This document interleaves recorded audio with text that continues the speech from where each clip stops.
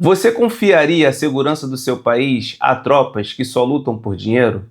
Maquiavel diria que essa é uma das decisões mais perigosas que um líder pode tomar. É isso que vamos analisar hoje nos capítulos 12, 13 e 14 do seu livro O Príncipe. Fala pessoal, tudo bem com vocês? Igor Monteiro aqui do canal Literatura para Leigos, espero que estejam todos bem. Bom, no vídeo de hoje estaremos analisando mais alguns capítulos desta obra aqui, como eu falei na introdução. Hoje vamos analisar os capítulos 12, 13 e 14. E o que esses capítulos têm em comum?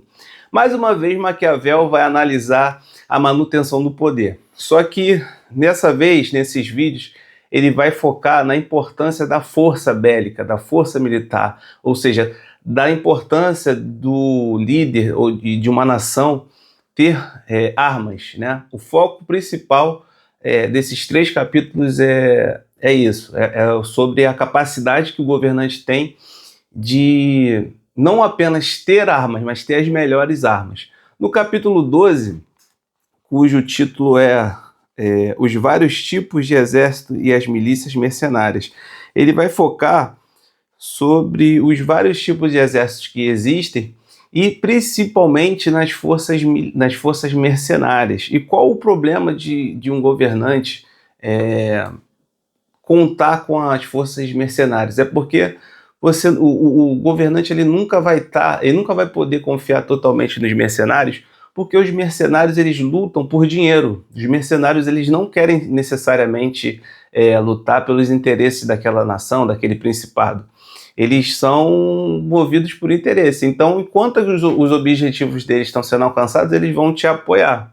Agora, a partir do momento em que eles começarem a perceber que os objetivos deles, os interesses deles não estão sendo atendidos, eles simplesmente vão virar as costas. E aí o que o Maquiavel vai falar? O ideal é que o governante, na primeira oportunidade que ele tiver ali, ele tem que pegar e montar realmente a sua tropa. Ele tem que não só apenas montar a sua tropa, mas tem que equipar eles, né, das melhores armas. E ele vai, depois no decorrer do capítulo, falar do contexto da Itália, né? A Itália, como já falei em vídeos anteriores, estava muito fraca, ela tinha poucas armas, né? Não tinha um corpo ainda armado, era muito pouco o corpo armado da Itália, e as armas que eles tinham também eram poucas armas. Então, nesse contexto aqui que Maquiavel está escrevendo, ainda eles necessitavam realmente de mercenários. Aí, pulando agora para o capítulo 13, ele vai falar sobre as forças auxiliares e sobre as forças mistas, mas também voltado para essa questão da temática das armas. Aqui no capítulo 13 ele vai falar, o título do capítulo 13 é Soldados, Auxiliares, Mistos e Próprios. E ele aborda justamente nessa sequência aqui, né? Auxiliares, mistos e próprios. Né? Embora o título seja Soldados, ele fala sobre os soldados, mas ele dá ênfase sobre as armas. E assim, não está de todo errado, porque os soldados são verdadeiras armas ambulantes, né? E qual é o problema dos soldados auxiliares? Os soldados auxiliares, Maquiavel vai dizer nesse capítulo aqui, que eles são ainda piores, são mais perigosos ainda do que os mercenários, porque os mercenários, não dá para confiar também nos mercenários, mas se eles tiverem os interesses deles ali sendo atendidos, eles vão permanecer ali por um tempo. Mais cedo ou mais tarde, eles vão também trair o príncipe. Agora, as forças auxiliares são exércitos, né? São corpos militares que são emprestados, né? Então, assim, a lealdade desses soldados a lealdade deles não necessariamente está voltada para o príncipe que os contratou, né? Vamos botar assim. Mas a lealdade desses soldados é voltada para o outro monarca. Então, da noite para o dia, o outro monarca pode simplesmente retirar as tropas do país e deixar aquele país totalmente vulnerável. Então, esse é o grande perigo, né, das forças auxiliares. As forças mistas também é uma problemática, porque as forças mistas é justamente aquela noção que nós já até conversamos em capítulos anteriores, né, que é a mistura ali de exércitos nacionais, né, forças nacionais e forças estrangeiras. Sempre vai ter conflito ali, né? Ora, as forças daquele país vai achar que o governante está tratando melhor as forças auxiliares, ora, as forças auxiliares vão achar que elas precisam necessariamente ganhar mais justamente por não pertencerem àquela nação ali. Então essa é a problemática de ter forças mistas na sua nação. E ele vai terminar falando que o ideal é que ele tenha as forças próprias dele, né? E aí, no decorrer do capítulo, ele vai dar exemplos de homens de vários líderes que fizeram isso. E eu vou destacar 2, mas é o que ele abordou muitos outros. Neste capítulo 13, ele fala sobre o César Borgia e sobre o Davi, personagem bíblico. Em relação a César Borgia, ele vai falar que ele teve a experiência justamente com esses 3 tipos de força, com esses 3 tipos de exército. César Borgia, primeiro, contou com forças auxiliares e não deu certo. Depois ele contou ali, né, com forças mistas, começou ali recrutar soldados, né, para justamente lutar junto ali com essas forças estrangeiras, também não deu certo. E César Borgia só teve êxito quando ele conseguiu montar o seu próprio corpo armado, né? E não somente com qualquer arma, mas com armas capazes de enfrentar qualquer exército, né? Então, nesse sentido, César Borgia foi muito bem sucedido.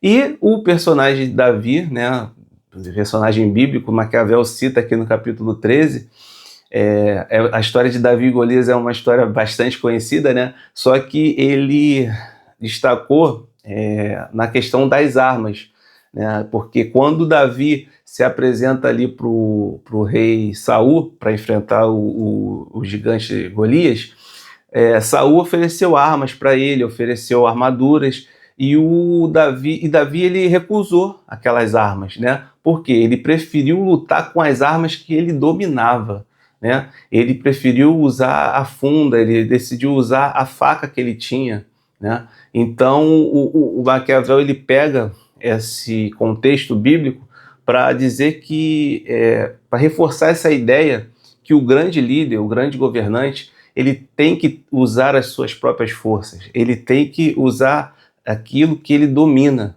né, a seu favor, e sempre procurar recusar, né, as forças de outrem, né, o auxílio de outros príncipes, né?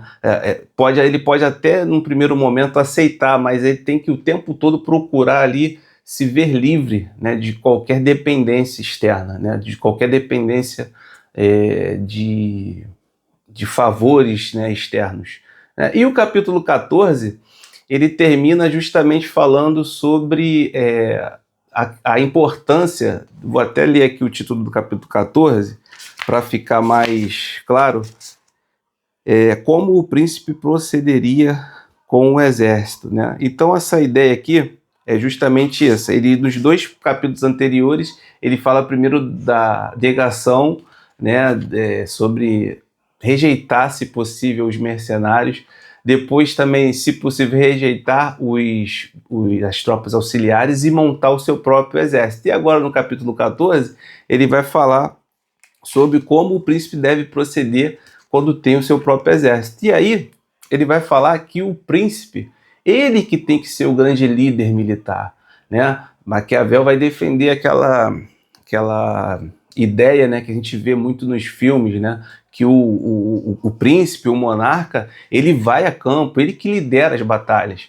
E Maquiavel vai defender isso aqui no capítulo 14, que o líder, ele tem que ser o grande, né, a grande arma, na verdade, né, de qualquer principado tem que ser o príncipe, né? Ele deve ser respeitado pela sua tropa, também pela sua capacidade de guerrear, né? Ele tem que ser o melhor soldado, se possível, ele tem que ser o melhor soldado, né?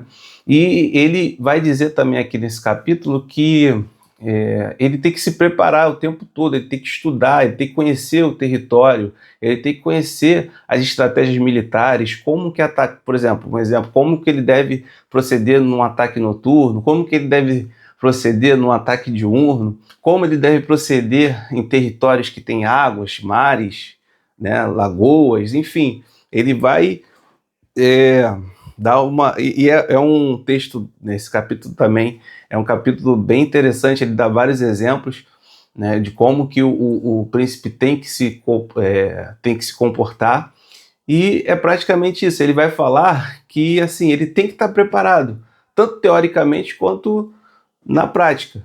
E nos períodos de paz, ele não deve relaxar, pelo contrário, nos períodos de paz aí que ele tem que treinar ainda mais, e também tem que convocar a sua tropa para que elas estejam preparadas. Então, assim, trazendo para outros contextos da nossa vida, o assunto aqui também específico do vídeo e do livro e do vídeo sobre questões bélicas, sobre questões militares, mas a gente pode aplicar isso em nossas vidas também. É claro que, assim, dependendo do contexto que você esteja, dependendo do contexto que eu esteja, eu não vou recusar ajuda, né? Mas a ideia aqui que eu percebi de Maquiavel, a ideia maior é sobre o líder não depender, né, de ninguém, né? Ele conseguir ali se desenvolver a ponto dele ser autossuficiente. E assim, é muito importante que nos mais diversos aspectos da nossa vida também a gente consiga se desenvolver a ponto de não depender, né, mais de ninguém.